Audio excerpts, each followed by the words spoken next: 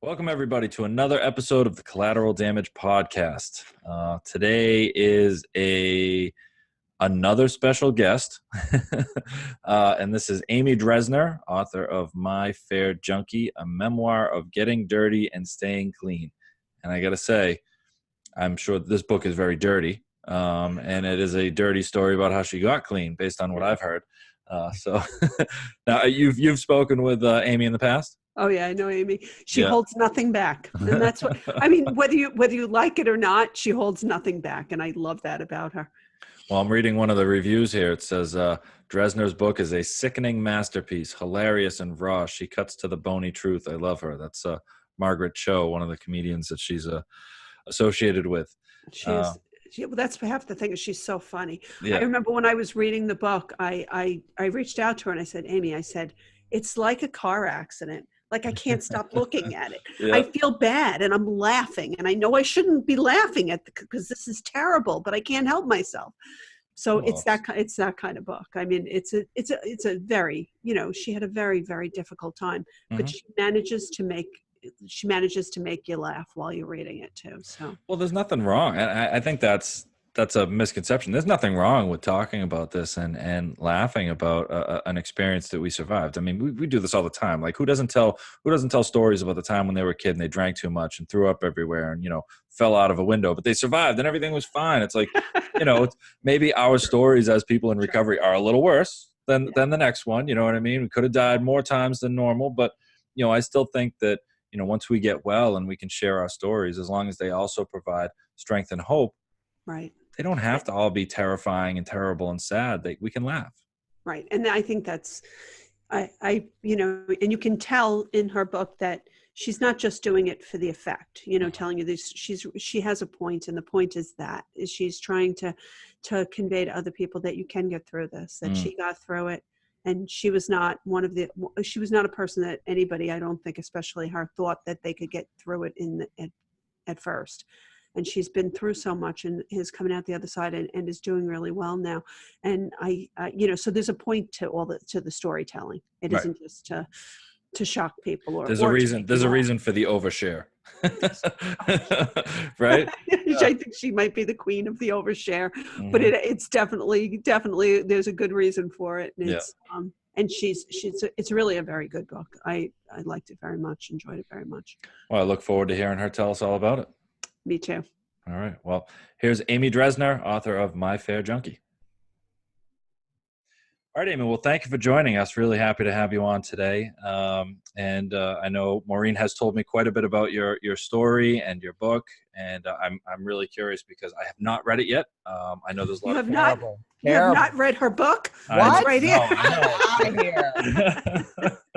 So I'm interested to hear, just like our listeners are, a little taste of what's in there and your story and what got you to where you are today and some of the stuff that they might read once they get into that book. So again, thank you for joining us. And, of course. Thanks for having me. Yeah. Amy, we before we start, we just had a great, a couple days ago, we had a good conversation with this guy named Justin Cambria, and he talked about recovering out loud. And you definitely popped into my head when he said that, because you're kind of all out there. There's no, and I appreciate that so much, because I think that's the only way that we're ever going to turn any of this around. I agree with you. Yeah. So I'm just very, very grateful that you're here and that you just tell it like it is, and you're out there and no shame, no stigma. It's awesome. I think that's, the key to this thing. I think so too. And the more I learn about shame, in terms of science from Dr. Wetzman, that it actually lowers your dopamine when you feel less than. And then, of course, if you have an addict's brain, if you've got low dopamine, your brain is going to go, oh my God, we need dopamine. And then search for dopamine. And then you're going to want to get loaded. And then you've got then you crash. And then it's a cycle of craving. It's terrible, So I think it's really important that we don't shame other people when they relapse, and we don't shame ourselves. Because for me, feeling ashamed never changed my behavior. It just made me want to use and act out more. Right. To block out that feeling, So I think that it's all about, and I just think also it's just like all this weird, I said it on a podcast, people made it into a meme, which is so bizarre, but I said, we can't break the stigma of addiction until we break the stigma of recovery. And I really truly believe that being in recovery is the hardest and most important thing I've ever done in my life. And I'm incredibly proud about it, you know? And I think that for people to be weird about what group they're in and anonymity, I'm like, fuck all that. I just don't believe in it. I think that, more people come out and say that they're sober and they're in recovery, the more people will think it's cool, the more people will become acceptable. You know what I mean? We've got to be like gay pride, man. We got to get flags and boas and glitter and like have a parade and have, Mike needs a boa desperately. I Recovered Out Loud is like my favorite thing. I mean, I talk about it all the time. I live this life. I mean, just like you, I'm a person in recovery, and I do it out loud, and it's my whole world. Yeah, and I understand that there are people that like they're doctors or they're there are people that obviously they don't have the ability to do what we do. You know what I mean? I wrote a memoir. I write for an addiction magazine. There's not a job where they're going to be like, you know what I mean? Like it doesn't hurt your ability to make a living, so you can do it. And we're fortunate that we can do that. And like absolutely. I said, I mean, your book is it's a perfect example of telling it like it is and helping people understand that it's okay to talk about what we went through and get well. In a really gnarly way. Yeah. I mean, I was so basically, so My Fair Junkie is a story of my journey. It's 20 years of relapsing. It's 4 psych wards. It's 3 suicide attempts. It's 6 rehabs. It's, years of sobriety and then relapsing again and not even thinking it would be different, just not caring, which is so frightening. Just not having the tools to handle my feelings or live in the world or any of that. It opens. So, I mean, I've had so many bottoms. I don't even know where to begin. I was like, what's your bottom? I'm like, which one? Yeah. At which point? Story is it's like a trap door. It's like a haunted house. And then another trap door opens and it's like you fall down again. Another trap door opens. You're like, ah. That's what it is. So I had 6 years in January and congratulations. Thank you. And the book opens with me high on Oxycontin, pulling a knife on my now ex-husband and going and getting arrested for felony domestic violence with a deadly weapon. Wow. I'm like a nice Jewish girl from Beverly Hills. Like that's just so not where I ever thought I'd be, Yeah. So I go to jail. I lose everything. He leaves me penniless in a psych ward. And I have 240 hours of community labor, like me and 40 Mexican guys sweeping the streets on a chain gang in Hollywood. They were like, "What you in for, Weta, huh? Come here for DUI." And I was like, "Oh, me? Oh, I'm here for felony domestic violence with a deadly weapon." They were like, "Oh shit," But it was the perfect turnaround because when I first showed up there, I was like, "Oh God, criminals! Like I can't believe this." And it turned out, of course, I had more time than anybody else. Yeah, I was one of the few people there for assault. You know what I mean? It was just a huge flip, and it was so humbling. It was exactly what I needed. Yeah. I had to rebuild my life in my 40s. I was living in sober living for 2.5 years. I relapsed in a bunch of rehabs and a bunch of sober livings. And in this sobriety early on, I developed a sex addiction, which was like completely not anything that I ever thought would happen. You know what I mean? I was never like ultra promiscuous. It was never my bag. But, what I've come to believe, I had an eating disorder before I ever found alcohol and drugs. To me, it's all the same thing. It's all escape. It's all, how do I get my dopamine up and how do I check the fuck out? Right. And numb my feelings or get happy. And I have this line in the book. It's like, doesn't matter. I figured out the formula. It doesn't matter if it's a Xanax or a donut or a dick. Like, fucking it works. You know what I mean? It was like, so I know. So I'm really classy, as you can see. Yeah. Well, you just tell it like it is. I love it. So, and the book is actually really funny because I used to be a comic. So I just, there's so how does that work? How do you used to be a comic? I was a stand-up comic for 5 years. Oh, okay. Like an actual She just sat down. She's still a comic, though. Okay, all right. Yeah. I know. It never kind of leaves you. Sort of certain parts of it just you can't kill it. But once, I got arrested and relapsed and was going through a divorce and a criminal trial and having a nervous breakdown, I wasn't like, I got to do a tight 10 minutes at the Comedy Store. Like I was kind of like worried about like not going to prison and like, getting my life together. And I just never been back. So that was, I don't know, 7 or 8 years ago. I don't really miss it. And so, but for me, my father was a comedy writer also. And so I always grew up with humor being a lens to look through things. It can be defensive to a point if you can't take it off and really be open. But I think also it's so important to laugh at the things we've been through, because otherwise the shame is just like devastating. You're just like, you know what I mean? That's what I love about the rooms. It's just like, being, other people, you're like, oh my God, I stayed for 17 days writing a new Bible on crystal meth. And they're like, oh my God, I read that. my glasses, like whatever. It's like, so, and there's also a lot of really heavy, dark stuff. Like I said, suicide attempts and like me shooting up in my neck and stuff like that. Like I shot coke, I smoked meth. I have epilepsy from crystal meth now. I've had it for 15 years. Yeah, I did some real damage. Yeah. But I have all my teeth, and that's really what matters when you live in LA. So the teeth are real. If you're an idiot and you have to wear a helmet, it's fine. As long as when you smile, they're all yours. Yeah. I had a dream that one of my teeth fell out. Isn't that like a thing, like you're dreaming about like aging or something? Like, I don't know what it means. I don't know what it is. Sounds like a significant one, though, if your teeth it was your scary. dream. Yeah. I was like, okay. So I wrote the book to help other people. And what's been the response to your book? Well, I don't seek out the comments or reviews because I'm just too sensitive. Mm-hmm. My dad will snapshot one, look, another one, terrific, most of the things I've seen are the people who have reached out to me personally to just be like, oh my, thank you. Mm-hmm. Thank you for keeping it fucking real. Thank you for talking as a woman about domestic violence, being a perpetrator of it. You know what I mean? Thank you for talking about sex addiction.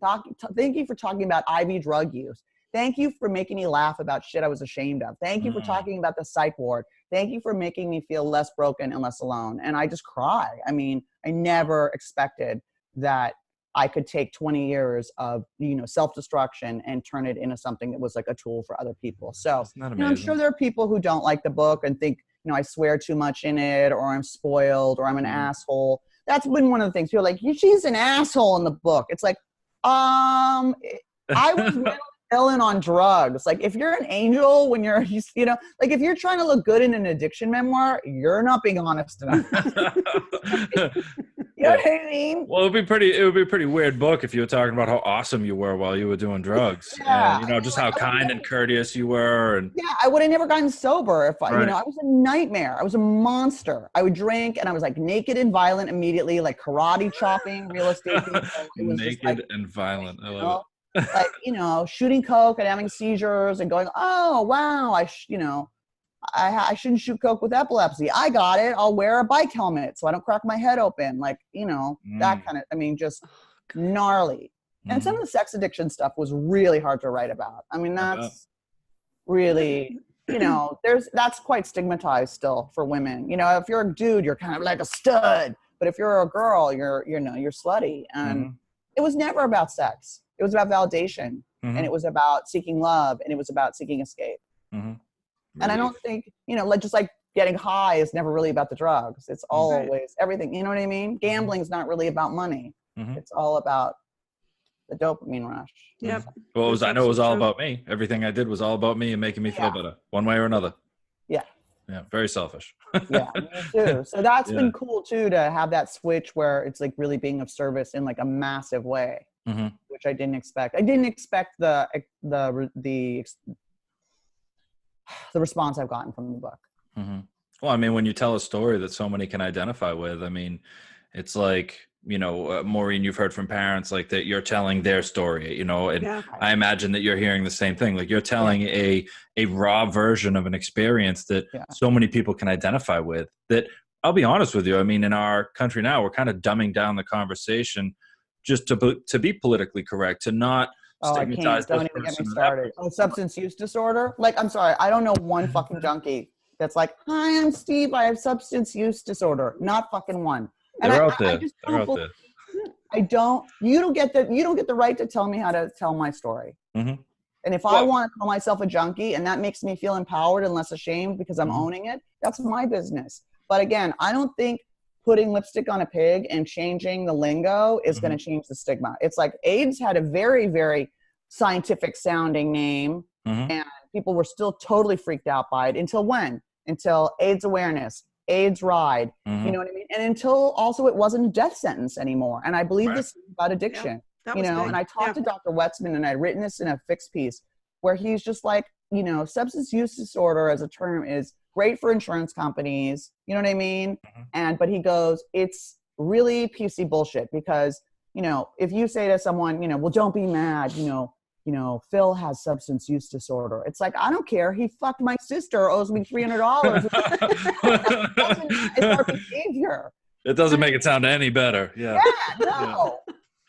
Well, you know what? I've actually talked about this repeatedly, and what I've come to, you know, because I'm in recovery, and so I don't actually mind. I like the word addict. You know what I mean? I look at it like our N word. You know what I mean? Like, I think that if somebody else uses it, you don't get to say that. You know what I mean? But I do. And if I'm with you and you and I, Amy, we're talking, I'm an addict. I'm a junkie. And you know, those aren't derogatory terms. I'm not talking poorly about myself. I'm talking about a way that we identify. Right. Absolutely. But as our N word, no, if you don't get to say that to me, you don't get to call me that. I'm glad to hear you say that, because Mike and I have this conversation all the time, because I'm very sensitive about that. But and if my daughter calls herself an addict or calls herself a junkie, it hurts my heart a little bit, but it's her choice to call herself that, right? That's interesting. But if anybody else called her that, I will beat them to death. Okay. Yeah. And if we're in a hospital situation or a medical situation, I think substance use disorder is appropriate there, because if you're going in and you're saying you're a junkie, you're an addict in a hospital emergency room. Absolutely. Yeah. Oh God, absolutely. So, I mean, I worry that that's going to get you a seat in the hallway for 3 days. You know what I mean? So I'm always like careful about stuff like that. But you have to, I don't tell anybody what to say. They're what they can call themselves between themselves. You know what I mean? Well, no, that's not entirely true. I do tell my daughter not to say that. Because it hurts my heart. It's like, it's just, to me, it's that negativity, you know what I mean? And I think she's my hero, you know? I think she's the most incredible person. Negative.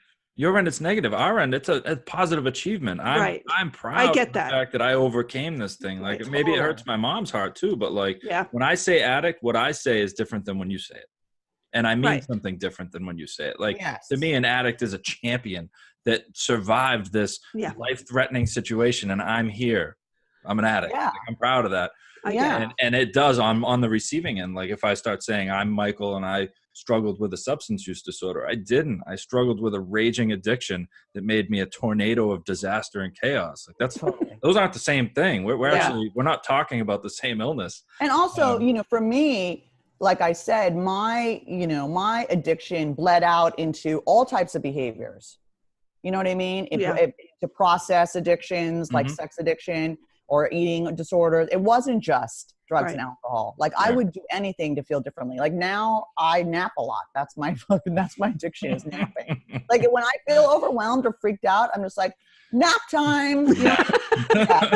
Switch, unplugging, you know. That's not such a bad thing. No, I know. You know, everyone's like, that's why you look young. I'm like, okay, well, you know, but it's like, for me, I think that at one time, you know, it's so hard because addiction, I think there's a huge spectrum. I think some people are way over here with like a light addiction, you know, and just have a problem with, like, I know heroin addicts who can drink. Power to you. You know what I mean? I can't touch anything. Well, maybe on one end it is substance use disorder, but that thing that you were talking about. There are other people who are like, I'm like, anything that makes me feel different. Like, I had so much coffee, I almost threw up like a couple weeks ago. I'm like, woo! Got that down great at 6 years. Like, really?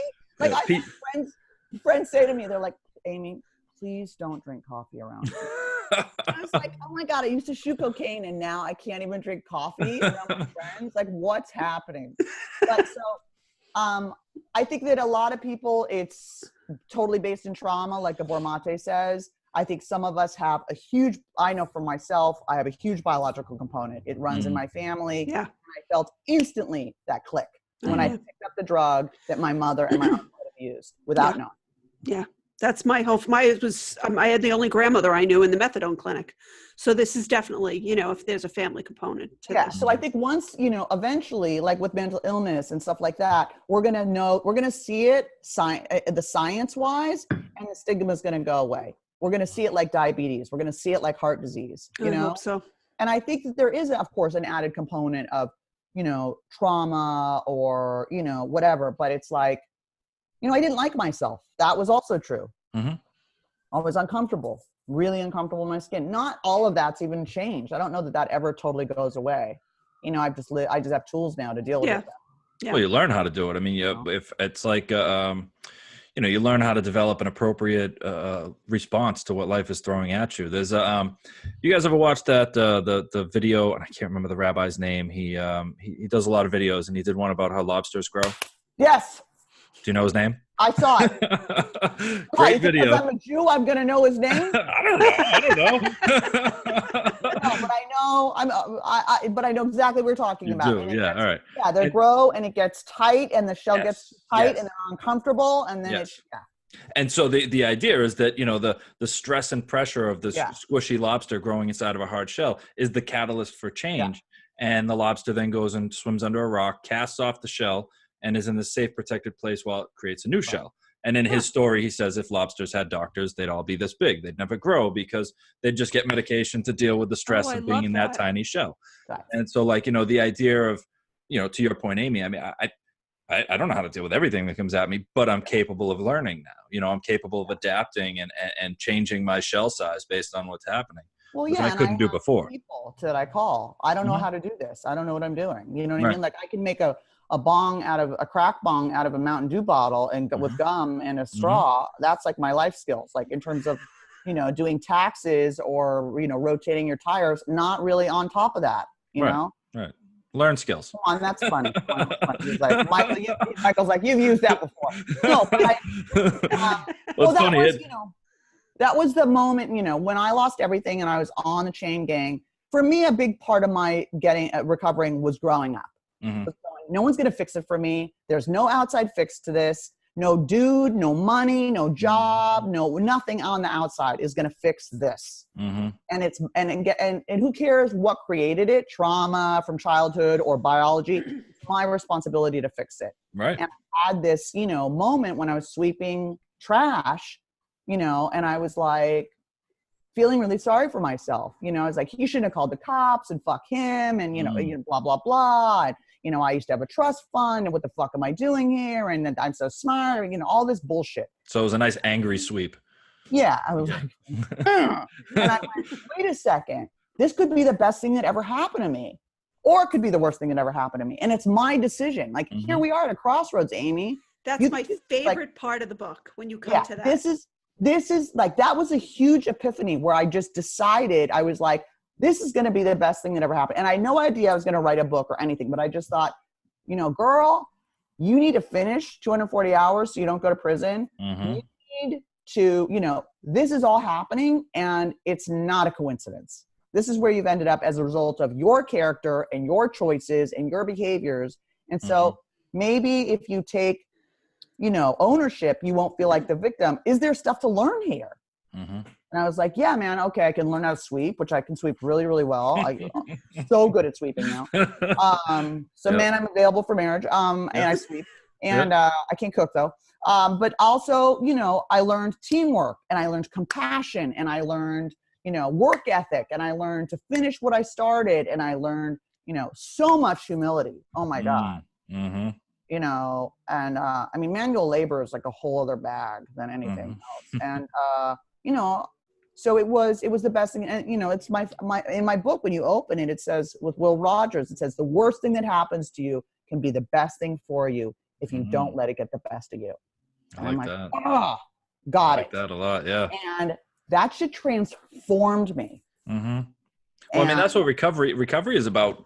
Growing as a person, like putting down whatever you like. I always use the analogy, like, so as an addict, I was punching myself in the face every day and then getting confused why I had like black eyes and my hands hurt.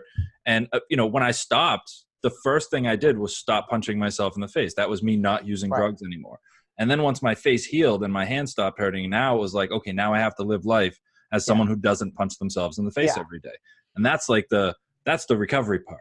Like getting sober is, I don't want to say it's easy, hard, but the recovery part of learning how to be an adult, learning how to deal with adult situations, learning how to take a lesson out of an adverse situation like that and learn the lesson or develop the skill is That's huge. Yeah, and also still, I have big feelings. We all do. I think we're very sensitive people. And, I got my heart broken 2 years ago. And the first thing that came into my head was, I got to use. You know what I mean? The pain was so great. I was like, I can't deal. I got to kill myself. Like, I was like, I got to escape. Like, that's my first go-to, because that's my default. It's been my default for years and years and years. So my brain's like, escape, like death or drugs, do it. And then I got through it and I didn't use. And it's like, now my mom has dementia and I have to take care, I'm in charge of everything. And it's like, it's uncomfortable. It's sad. It's, but this is life. You don't like being comfortable, like, too bad. Like, you know what I mean? Like, well, life is supposed to come with a little bit of pain, if I'm not mistaken, right? Yeah. Supposed to. That was not my understanding. I like to avoid it as much as possible, but Yeah. Well, but my whole pursuit was I was in pursuit of a life where I didn't feel any pain at all. Right? Oh, so were you an opiate addict? Oh yeah, I loved everything. Opioids, crack, all whatever. Yeah. And so like my whole world was about not feeling pain. So even if I felt any discomfort whatsoever, I was like, oh my God, that's pain. I can't do that. Got to get away. So like the default setting. And then when I got well, it was like, oh, so life actually is supposed to come with a little bit of pain, find my threshold and just be okay with that. That was a tough thing to accept. It's hard. Still life is coming at me and I'm like, you know what I mean? Hasn't stopped yet? No? Hasn't let up? Yeah. I mean, it's funny. I knew it. Like when you said I didn't want to feel any pain, I was like opiate addict. Like I was more into crystal meth and cocaine. So that means, so for me, it was about how do I rise above my depression? How do I have energy? How do I have, I want to feel confident and energized and, and of course I never did anything useful when I was doing it. It was like, oh, good, collaging for 8 hours, or whatever, like plucking your eyebrows all night. You know what I mean? I'm going to take this motor, I'm going to take this engine apart and then put it back together again. Yeah. Oh, I could never put it back together again, ever. I would take electrical, but never could put it back together again, ever. Let's see how this computer works. Let me see what's going on in here. Oh, God. Yeah. Yeah, I'm with you. I did a lot of, I didn't do the meth as much. I did crack. Crack was my thing. I smoked a lot of crack and it was, I would do it. I would just get weird alone in my room or, that was the thing. People are like, well, also crack is not really you can't show up at like a dinner party, you know what I mean? With a nice bottle of wine and some rocks. Some cooked Coke. Do you guys mind if I cook this up real quick? I didn't cook it before I came. Same thing with same thing with, shooting Coke. I mean, it was for me, my using was very much about self-medication. You can't show up and be like, hi, I'm here. I brought the hors d'oeuvres. Here's syringes. Do you want to put alcohol? There's nothing. Shooting Coke is not a social activity at all. No, but my using was never social. My using was always me in my house alone, listening to weird music, being, getting high, smoking cigarettes, and like calling people. Oh, right? The deadly. Sounds awful. Phone call.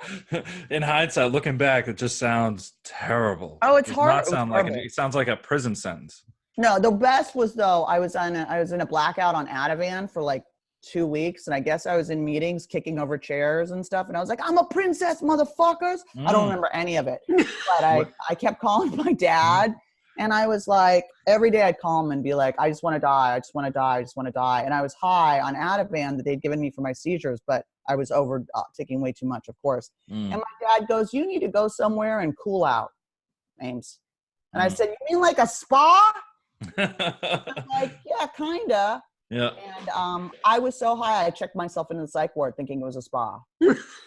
Wow. So that was great. So the next day I wake up, I was like, hey, I thought this was a spa. That's why I'm wearing my bathing suit. They were like, uh-huh. Yeah. Little divine intervention there led you to the right place without you even thinking about it.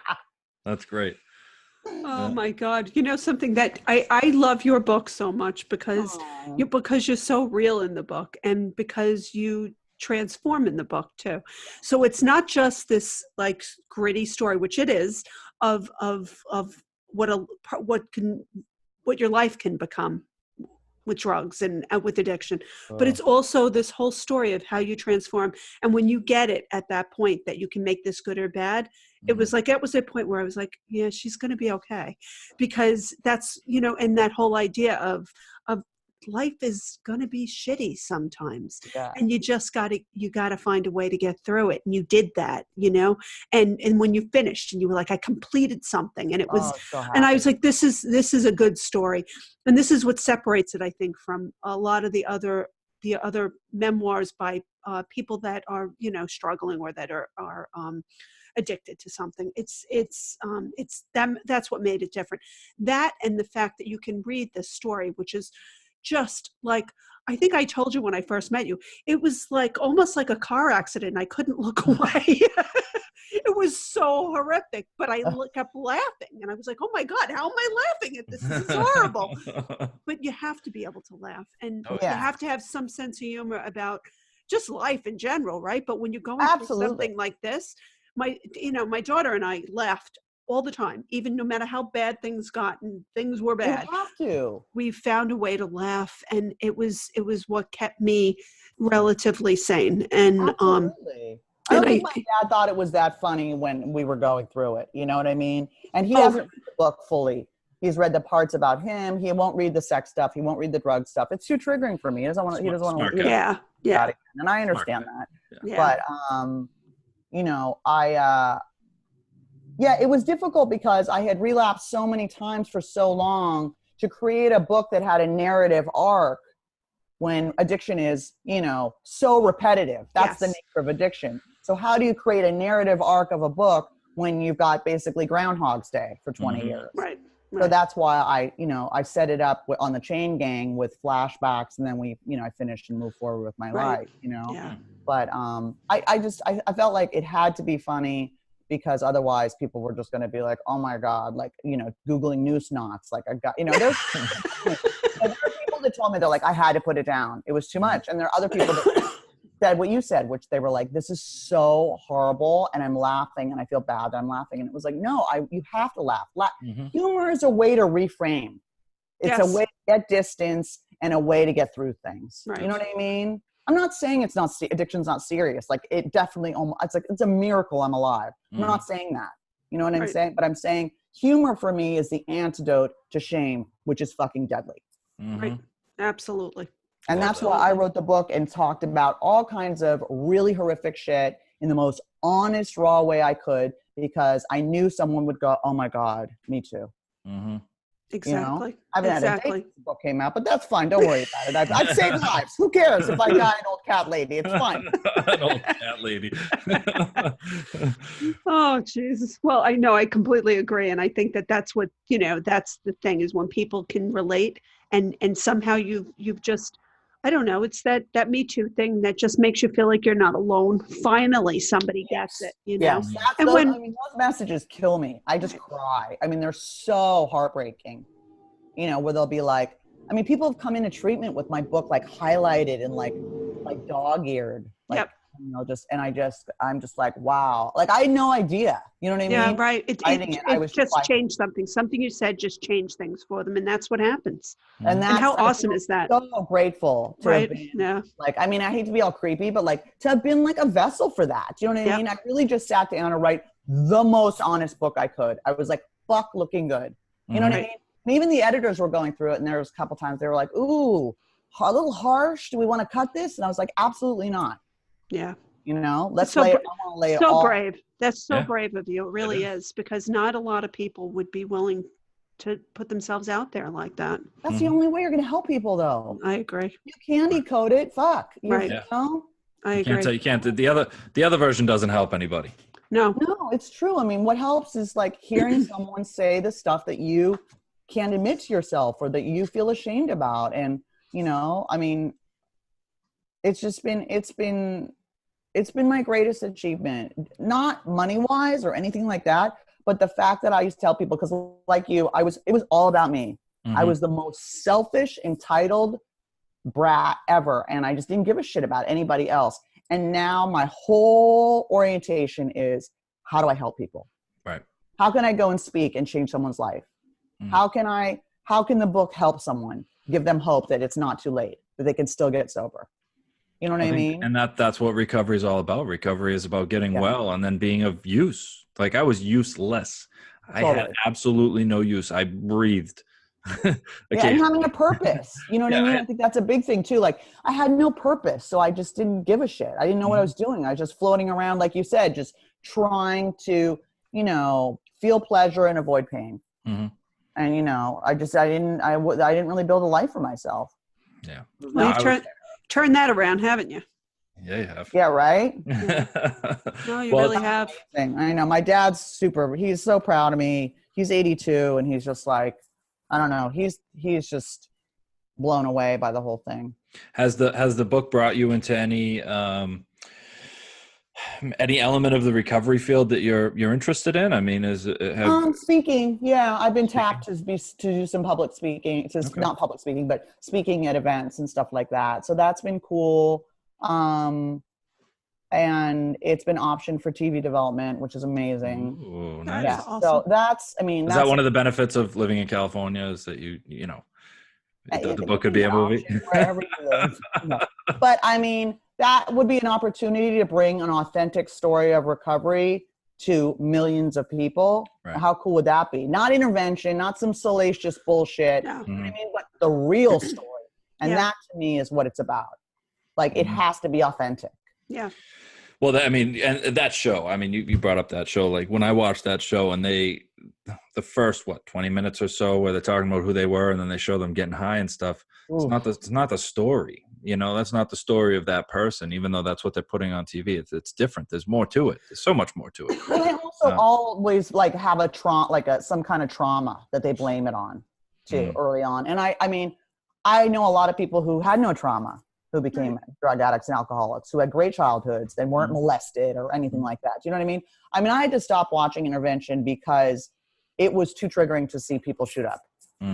I was starting to have really, really gnarly nightmares about it. And my sponsor was just like, hi, stop watching dumb shit. I was like, but I love it. You know, it hurts when I touch this. Stop touching it. What are you doing? Yeah, exactly. He's like, stop watching it. Sponsor fucking direction. Don't watch it anymore. I had to watch that show when I was in Middleton, right? I was in Middleton and I was on like the 80 bed, the drug unit at Middleton County Jail. And as a part of the drug unit, they would literally pop us out in the morning.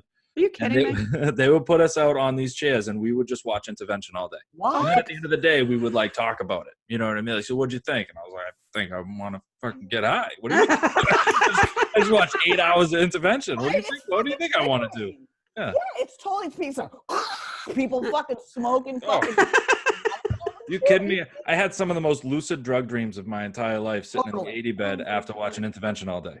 Yeah, I mean, the part where they change physically, like 3 months later, and they show, and the person's, you know, like puts on like 30 pounds and like looks different. I usually cry because the transformation physical, and they're like, I'm so happy. And it's like, that always was really incredibly moving. But, you know, I just felt like it was a little exploitive. It's hard to make a show like that. It's hard to make a show like that and not add a little production value. I mean, because if you, like, I do interventions for a living, and if you came in and filmed what I did, you'd be like, you know, that was cool. Right, it'd be boring. Yeah, he cried a little bit and he went to treatment. That was really nice. You know what I mean? And then, but there was no action. You know, like we didn't do action shots. I mean, without that initial documentary section, it's just an intervention. It's just a family meeting in a hotel room or someone's living room or, you know, whatever it is. I always wanted to just fucking like fast forward through that shit. I was just like, oh, because they always say the same thing. You know what I mean? They read a letter like, your use is affecting me. I'm like, okay. Do they go to treatment or not? You know what I mean? We'll flip to the end. Anyone who like, and then they get it, and then all of a sudden they're like, and they relapsed, and now that we don't know where they are. And I'm like, oh, awesome. You know what I mean? But it's like watching a movie where the bad guys win. You're like, why'd you show me this? I don't understand. That's awesome. I know a friend who's an interventionist too, and it's like his stories are. Well, that's why I was asking. Like, did your recovery bring you into the field? I mean, that's what brought me into the field was, you know, being in recovery myself, and then knowing that, you know, I do all family work now, and knowing that my family didn't have a me to help walk them through what I was doing to them, and so it became like my passion, my purpose, like you were saying earlier. And I love it. I mean, you know, my father's been like, you'd be a great counselor. You would I mean, I have sponsees. You know, here in California, there are a lot of rehabs. And Rehab Riviera, right? Yeah. And so I've also seen a lot of the corruption that goes on. And I've seen also a lot of the burnout of people that work in it. Yeah. And so I don't think I want to go in that direction. Not that I couldn't be helpful, but I think that for me, I need to be creative. And I think that the way I help people is through humor and my writing and, you know, that kind of stuff. And everyone wants a second book. They want to find out what happened after the first book and blah, blah, blah, blah. So it's like, yeah, I just know too many people that work in the business, and it's so gnarly. Mm-hmm. Well, I mean, you said you're an ex-comic. I don't know. Like I said, how you can be stop being funny, because you haven't stopped being funny. But how? What's but that? I look like Vince Neil on Skype. That's the real funny. So I saw one, and I was like, oh my God, Vince Neil in concert. Fuck. No wonder I'm not getting any dates. Skype is just not Jew friendly. I don't know what to say, man. It's not. So is that industry? Does that industry have a lot of that industry has a lot of substance abuse, right? I mean, is there like the comic industry? Oh God, yeah. That's another reason that I bailed I was sober when I did my stand-up. I was sober the entire time. Okay. Except at the very beginning when I started. I got a shoulder injury and I was prescribed Oxycontin, and then fucking forget it. You know, I put a couple times on Oxy, and it was like really bad. It's different, I'm sure. Spiraled out on the Oxy. Yeah, there's a lot of addiction within, you know, I mean, look at, there's so much suicide, there's so much depression, there's so much sex addiction, there's a lot of alcoholism, there's a lot of weed, I didn't see a lot of coke, and like, that's like 80s comics, you know what I mean? Like, I mean, maybe it was around, but I was sober and married during that whole period. But I didn't want to hang out at a comedy club at 1 a.m. while everyone's drinking when I'm trying to get sober again. Mm-hmm. Well, I just mean in recovery too. Like, that's one of the gifts that I see a lot of comics who've gotten sober. They go around to programs, they go to events and functions, and they do stand up for. Yeah, no, I did. I toured. I did sober. Okay. I did a sober tour and all that kind of stuff. Nice. Whatever. Yeah, it's like, but now I'm just, I don't know. I'm over it. I just am. I'm just kind of over it now. Yeah. I'm just done with it, Well. But. So now, Maureen and I always ask this question, and I guess the big question would be, if you could change one thing, right? The way that things are handled, the way that they're dealt with. If you could just change one thing, even a small thing, to try to reduce the collateral damage that substance use addiction has. I was going to punch you right through the. Reduce the impact that addiction has on communities, individuals, families. Like, what would it be in the context of today's conversation? Like, what would you? Free treatment. I think we need free treatment. Free treatment. Yeah. Interesting. All right. What do you mean by treatment, though? Because that's a kind of open. I think we need free rehab and free detox that's available when you want to get in. And I know too many people who, first of all, the insurance game, like I know too many people who are abusing the insurance game and doing patient brokering and are getting kickbacks from things with, because if you have PPO and blah, blah. I've had too many friends call me who want to get into treatment and don't have the right insurance, and you know what I mean? And a lot of places won't scholarship. I know someone whose son died waiting for a bed that he had paid for already. Wow. So I think there needs to be free detox and free treatment, and enough that's available. So when you're ready, when you have that window where you're like, oh my God, I can't do this anymore. Bam, you're in. You know what I mean? So it'd be government subsidized, right? I mean, yeah. And I also feel like, the treatment industry treats everyone the same. I would like to see more individualized treatment.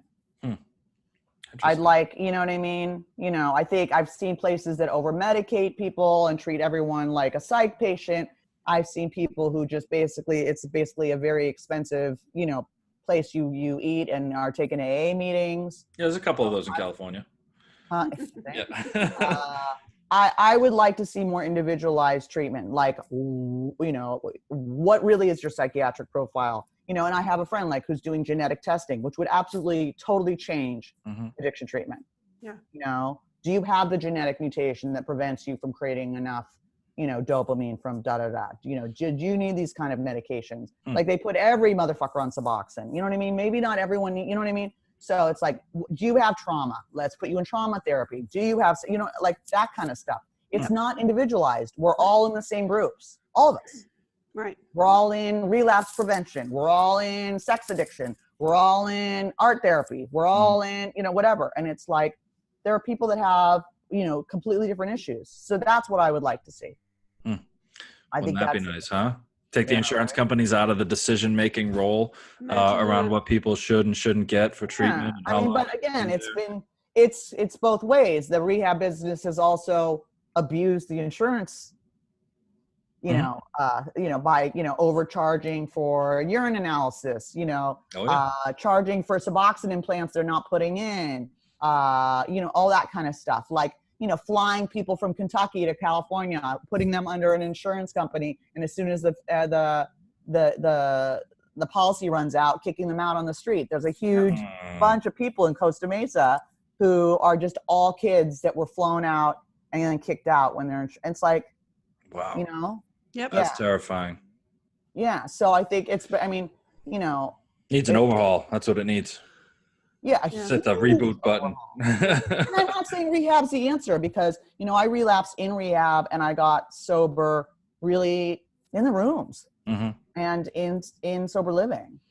So, but I think I would say that's where the magic happens for a lot of people. I agree. Post-treatment in sober living, like in the community, getting well, learning how to live life. I mean, that's I think you can't just like hold someone for 30 or 60 or 90 days and then just release them into the world and then expect them to, you know what I mean? That's what insurance companies need to fund. If they want to stop paying for people to cycle through 30, 60 days of treatment, they need to fund that aftercare part fully. Which is fully, I agree. Fully, right to the end. Aftercare and sober living. You can't, you know what I mean? Like fully being supported by that. Right. Because 30 days is just not, it's not enough. 90 days is not. I was in treatment this last time for 7 months and then relapsed. Drank in the program. I drank in the sober living that was connected to the rehab.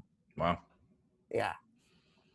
No, I mean, yeah, I think you're right. I agree with you. You know how I feel about this. It's all what happens afterwards. Right. But I mean, again, like genetic testing that would really show like the brain chemistry of people, because if we really think it's a brain disease, then like, let's address that. You know, if you have depression, let's address that. The different elements. Yeah. A personalized, individualized. Yeah. That I don't see that. I don't really see that. It's because we keep trying to put a Band-Aid on it. Right. Yeah, and it's not a one-size-fit-all kind of thing. Right. You know well, that's what people are looking for. People are looking for the answer. People looking for the solution. Easy. Right. Yeah, one way to do it. Let's cookie cutter. Let's pop up all these places. I don't think it's like that. I don't think that's the answer. It's definitely not. It definitely isn't working. Yeah. Not in the melting pot of the United States where we don't have just like one group of people. Like this, we have everybody here. Yeah, I mean, it's just like, you know, I mean, I think that the focus on the opiate addiction is also a little bit of a mistake, because there are plenty of people who are dying of alcoholism. There are I know plenty of people who are abusing methamphetamine. There are plenty of people having heart attacks from cocaine. Fentanyl is now in everything. You know what I mean? It's not, and it's like, there are also, yes, did they lie about Oxycontin and how addictive it was and push it and like write phony papers and all that? Absolutely. But are there people that can take painkillers and not get addicted? Yeah, there are. You know what I mean? Right. I mean, addicts are really what % of the population? 5, 10? Yeah, not even. 10, you know what I mean? So it's like, there are people who break a hip and can take Oxy and then throw the bottle away. The problem's not in the drug. The problem is in us. Right. The demand, why we need it. You know, I mean, I agree. It's not an opioid epidemic. It's an overdose epidemic. Yes, and people absolutely. are dying at a ridiculous rate. Alcohol kills more. There are more alcohol-related deaths annually than all other drugs combined. There you go. You know, and then, you know, cigarettes kills more people annually Totally than legal. alcohol Totally and legal. drugs. That's something combined. I struggle with. That's something I struggle with in sobriety, and I see a lot of people struggle with that in sobriety. Quitting smoking. Yeah, it took me 4 years of sobriety before I put down cigarettes, and it was harder than heroin. It was harder Because, than heroin. you know, it's subtler, and you're like, you're not going to get, you know, you're going to get put in jail for smoking a cigarette. Right. The guy at 7-Eleven thanked me and asked me to come back. He's, thank you. I'll see you tomorrow. And I was like, yeah, you will. you know, I'll be back. He was so nice about it too. Yeah. I think that's a big problem. And I think obviously, you know, another thing that's to me is obvious is, you know, people who are caught with drugs, some people get sober in jail. I don't think being incarcerated is treatment. Mm-mm. I agree. So, I mean, go after the big kingpins and put them in prison. Mm-hmm. But people that are in jail for having a little bit of coke on them, or they're only just like, you know what I mean, for their own use, like putting them in jail. You know, I mean, for me, my court thing wasn't even a drug thing, and it did work to flip me. Mm-hmm. But I know, you know, like more drug court, more rehab, more of that. More corrections within the Department of Corrections.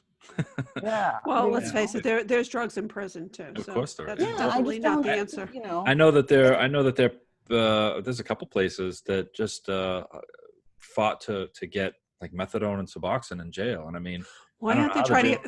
They should be trying to get Vivitrol in jail, and then nobody would. It doesn't have a resale value.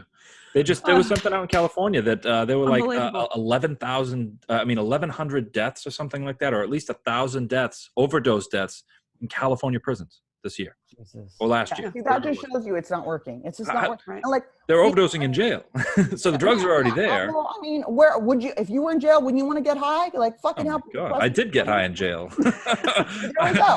Yeah, Like, I got very high in jail. Yeah. It's like they put me in a psych ward when I was depressed. Like there's nothing more depressing than a psych ward. Hello. That is a good point. They're like, you seem depressed. Help. Have you been outside? Yeah, it's depressing in here. This sucks. Let's put you in a green gown and with people that think they're Thomas Jefferson. If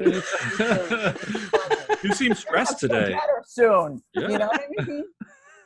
I love it. Oh God. Well, it sounds like we could definitely change a lot. The system is definitely it's fractured. It's probably even a little bit broken. I know there's a lot of people out there trying to do the best they can, and you know, unfortunately, we are pushing up against decades and decades of, you know, maybe not seeing it the right way or addressing it correctly. And hopefully, you know, whether it's this overdose epidemic or whether it's people like you and books like the one you wrote, just talking about this for what it is, maybe collectively we can figure out a better way to come at this. And, you know, I've heard a lot of great ideas out there.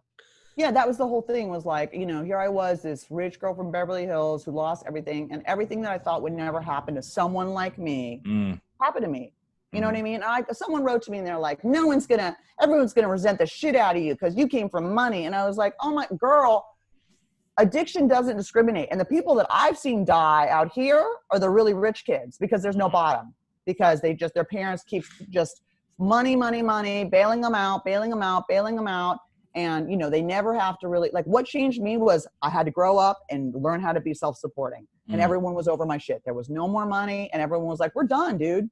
We're done with you. It's 20 years of this shit. You're on your own. And I was like, oh shit, you know, but it was like, you know, I think that addiction doesn't discriminate. It can all happen to, you know, to anyone, you know, it's not a problem about them. It's our problem. Yeah. Right.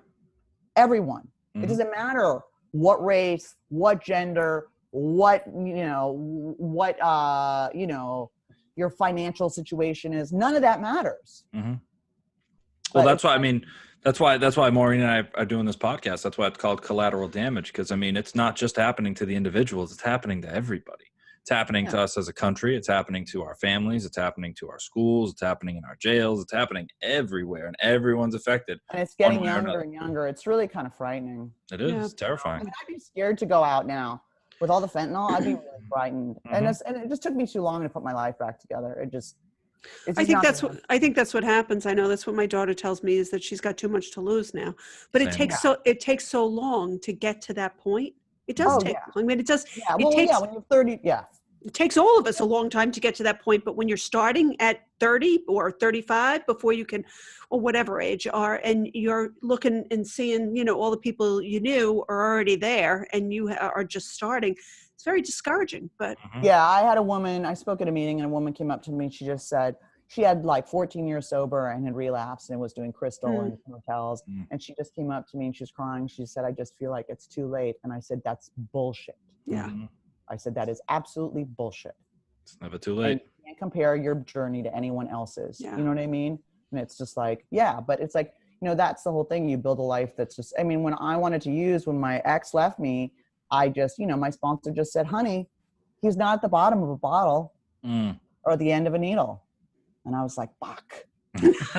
But that's where I thought he was. Like, yeah. I was like, you know, hoping, but like, you know, learning that I could withstand urges and not cave into them, and, you know, that I could survive them. Learning that I could survive really, really, really crushing, horrible feelings that felt like they were going to kill me, and that they would pass. And that's empowering. That's the thing. Yeah, that's the thing. And that's the thing that people who don't use drugs, who don't go to drugs, learn that. You know what I mean? As we get older, we learn those things. But when you're covering it up with the drugs from an early time, you don't. So it's very hard to explain that to somebody who's 25 and thinks that every single horrible thing is the end of the world because they haven't been through that up and down. Yeah. And seen the other side of it, you know. Absolutely. And once I think you do, it helps. It helps. But if you haven't been through it yourself, reading a book like this is definitely that. I think that helps, because looking at somebody else's experience is it's like I keep saying too, you're just so out there and so blunt and so honest in this book, and I just absolutely love it. I really do. I mean, I'm not quite ready to thank my daughter yet for all this. I mean, but I have gotten to know some of the most unbelievable people, and you are definitely at the top of the list. Thank you. Well, it was so awesome to see you in Boston. I always felt immediately connected to you. Yeah. My dad's just like, I'm really proud of you, and you know, I talk about you and you've given me purpose. But I remember he went to an Al-Anon meeting. I remember when I was using, and he went to an Al-Anon meeting, and I called him and tried to manipulate him. And he just said, you know, you used to be able to ruin my life, and now you can't ruin my lunch. And I was like, wow. That's when I knew I'd lost the fucking reins. You know what I mean? I love that. That is good. Over. And I was like, fuck. Yeah. And now I guess they say it up in Oregon, but he was just, you know, he just said, you've given, you know, you have a purpose, and you're my hero. He's like, you're my fucking hero. And I love that. I am so proud of you. And you did something that I haven't done in 30 years of writing. And I said, what are you talking about? He goes, you've changed people's lives. He said, and you've helped people, and there's no higher calling than helping other people. He's like, he just has a lot of respect for me. I don't see it that way. Do you know what I mean? I was just going to say, you know, it's like, yay, I got myself out of the burning building. Like, woo, you know what I mean? I stopped lighting myself on fire. Yay, applaud for me. But it's like, it is hard.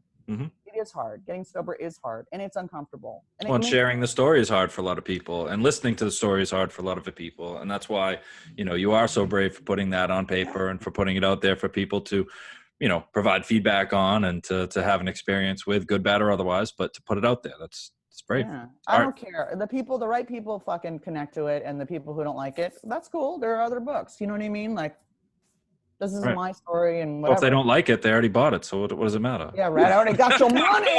Yeah. You read it, you didn't like it. That's too bad. You already paid me. Keep it moving. Oh, well, thank you so much, Amy. I really appreciate you doing this. And it's always great to talk to you, and you always make me laugh. Oh my God. So I've been looking forward to this, and I'm so sorry about earlier too. I mean, it was fun. It was fun. We were just talking to each other. It wasn't that exciting. I know, no offense. I popped up and I was like, oh fuck, it's so me. It was like, it's just so. Just popped right in. What's going on, guys? What are you doing? I know. You're like, what the fuck? I spoke at a meeting, and the secretary was like, oh, thank you for coming. And I go, you have something on your nose. And I tried to wipe it, and I was like, you picked her nose? Something. It was a mole. Oh, no. Oh, you tried to pick her mole? I was like, I thought it was ink. I was like trying to be a good friend. I was like, and she goes, that's a mole. And I was like, I want to die right now. I want to die. gosh. So that's like, I'm used to doing stupid things like that. I'm very I Love Lucy. It's fine. That's great. That is great. Well, unlike Maureen, I didn't know you up until today, and it was really nice to meet you. And I'm super grateful that you came on. I hope you read the book and love it. Well, I'm going to now. He's got to get his own because mine's signed, she's not and gonna I'm not partnering with it. That's for her. That's I for know. her. I won't even share it with my daughter. Everybody needs to get their own book. This is my book. I have it up right here on Amazon, which is where it's available to everybody, right? They can get this on Amazon. Where else can they get it? They can get it at Kobo. I think it's on Target online. It's at Barnes & Noble online. Okay. There's Audible. There's Kindle. There's the paperback came out in September of 2018. The original hardback came out in 2017. Well, that's fantastic. So I'll make sure that all of our listeners have access to the links. And follow me. Follow me on Instagram, Amy Dresner. Follow me on Twitter, Amy Dresner. Amy Dresner on Facebook. My website's amydresner.com, DRESNER. And, that's where I'm going to put your stuff, and I put everything that's going on. Okay. Awesome. Well, we'll make sure we share the same links on our podcast, and we'll make sure that people know exactly where to find you and all the stuff that you do. Thank you, guys. Thank you. Love you. Love you, honey. I love you. Bye-bye. All right. Bye. All right. Well, that was fun. That was actually quite fun. Amy's for an ex stand-up comic, she still brings it to the table, and that was an interesting conversation. Yeah, she really would. Such a not funny topic, I know, but right. She is so funny. And I'm gonna have to hit the explicit button on this podcast. Yeah, so if you're listening, welcome. You made it to the PG-13 version of Collateral Damage. Yeah. Sorry. Right. I loved it though. You got to be raw sometimes. I mean, to her point, like we were talking about, the word addict, right? And that for people like Amy and myself, it's our N word. You know what I mean? It's like when we talk about that, when we talk about our life and our addiction and our experiences, we share those together because it's a way to identify. Yeah. And that was a good conversation. Actually, it really was. Well, and it is an explicit experience. I mean, if we water it down too much and we don't talk about it for what it is, then it's not quite as scary. It's not quite as significant. But what we went through and what she went through, it's traumatic stuff. Yeah. So I'm glad I'm happy as another person in recovery to hear her share her story so openly, so bravely with everybody. Yeah, she really is very brave. Mm-hmm. She is very brave. And I just, I appreciated her coming on, but I just like her so much, She's just a good person. Well, you and I were talking last night about, the how scary it is to put yourself out there, to write a book or to share your experience and like what you're going to get back. And, I mean, it's obviously being a comedian first and having that experience and being okay standing up in front of however many people, was it already existed. But, I just know putting that personal stuff out there, putting the truth about who you are and your situation and just leaving that up for discussion or debate. Like when anyone does that, I'm super, super amazed and proud. And, it's scary because like the three of us wrote very personal books. Mm-hmm. And when you do that fear of somebody picking you apart, obviously the fear is, you get over it because otherwise you wouldn't do it. Mm-hmm. But then there's also the fear of them picking apart your work and something you poured so much time into. So you're really exposed when you tell your own story. Mm-hmm. Yeah. I mean, it's art. You write this thing, you create this piece of art and you put it out there, and then you've got to wait and see what people think about it or not care about it. Like Amy said, I don't even read that stuff. It's, I get personally, I get hit with a 1-star review on Amazon for my book. I mean, who wouldn't, I would get stung by somebody's opinion about my lifestyle or my addiction or my recovery. Who wouldn't? But it is brave to put it out there. I remember when the New York Times reviewed my book. Mm-hmm. And I knew that they were going to do it, but I didn't know when it was going to come out. So I saw it on Sunday morning like everybody else. And I kept asking people, do they ever really say, my God, this is a piece of crap? Because I thought, how bad would it be to like have anybody say that, but to have the New York Times say that would be, really like the height of being insulted. Yeah, that's worse than your random anonymous review on. No, it would be true. It would have to be true if they said it. Right? Well, why else would they put it out there? I mean, that's. Oh my God! And they're like, no, the New York Times doesn't bother doing that to people that wrote their first book. They're not out to get you. Right. This was trash. Oh, God. That's awesome. So, well, I'm glad we had her on, and I can't wait to see what she's going to do next. I'm sure there's something up her sleeve. Mm-hmm. Yeah, I mean, it's you do something like this, it starts getting the juices flowing. You start thinking about how else you can, affect the situation or affect change. Yeah. Use your voice to help other people. And as she was saying, this book, by putting it out there, she's had people contact her and say, you told a version of my story. You helped me get out of myself and led me into treatment, which is, I mean, when you write a book and you hear that that's an experience that somebody had, it's like, wow. It's amazing. It is amazing, right? I mean, you've had that experience. I've had that experience. You Awesome. put yourself out there and somebody reads it and they're like, man, you told my story. You had me hear it in a way I haven't heard it before. Yeah. And gave me a reason to do something about it. And I have a lot of young people that read it and see themselves in it and then give it to their mothers. Mm-hmm. And then, as a way of saying, I get what I get what I put you through. And vice versa, parents that read it and give it to their children, and then their children get to see a little bit of what it was like for their parents to go through this. Mm-hmm. I don't think this is also, I mean, and that goes for, goes for everybody. It's not just the children that need to see what the parents go through. I think parents really sometimes don't fully understand how awful this is for our children either. So, I mean, nobody's having any fun, right? Mm-hmm.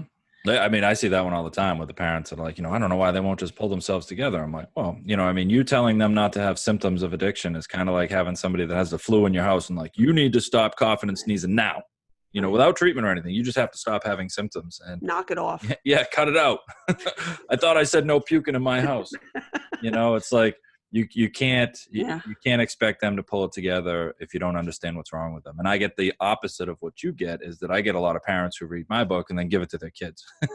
So it's the opposite of the young people giving it to their parents. Yeah. And but regardless, books like Amy's, they expose the other side of this that I think a lot of people don't want to talk about. That when you're out there trying to survive as an individual struggling with substance abuse or an addict, whatever you want to call yourself, when you're out there going through it, we have to do some pretty bad stuff. We have to go through some pretty dark experiences, and they imprint on us. That's whether it's the trauma or, it changes the way we think or we feel. They adjust our core beliefs. It's hard to come back from that sometimes, like we've talked about in previous podcasts. It's like coming back from war, and we come back from this and writing a book like this is cathartic, putting it on paper and putting it out there for people to read. Oftentimes helps us close that chapter of our life. Yeah. And knowing that those experiences weren't just pain, because you were able to transform them into something that helps somebody else. Exactly. Yeah. Good stuff. It is good stuff. So for those of you that are watching, you're going to see my friend over here, Caesar, my lizard. His tank is broken. And some of you see the flashing red light and stuff like that. That's because I'm a bad caretaker for my lizard, and there's a broken light that I haven't fixed. So in all of these podcasts, if you're watching it, you get to see that I'm not taking care of my little pet over here. I didn't realize it until just now, because the lights are it's like a strobe light. It's like a club in there for him. It's like a little lizard disco. Yeah, it's hilarious. All right. Well, hopefully we're going to put all of Amy's information in this podcast. Hopefully, maybe someday we'll get to hear from her again about where she's gotten to down the line. But for right now, we're going to make sure you have access to her book. And I know she's doing a whole bunch of other podcasts as well. So if you like listening to Amy, I know she posts a lot of that stuff on Facebook, and you'd have access to it there. So we'll put everything that we need up on Facebook. A lot of the information is on amydresner.com. But if you'd like the links, look up into our Facebook post, and I'm sure they'll be there. And that's it. Yay. All right. I would like to thank all of our listeners for joining us today on this episode of Collateral Damage. As always, if you'd like to find out all of the different ways that you can listen to and subscribe to our podcast, you can visit our website, which is www.cdpodcast.com. There are many different ways to listen, download, and subscribe, so we encourage you to choose the one that is most appropriate for you. And as always, we would encourage our listeners to get informed and stay connected. Thank you for joining us.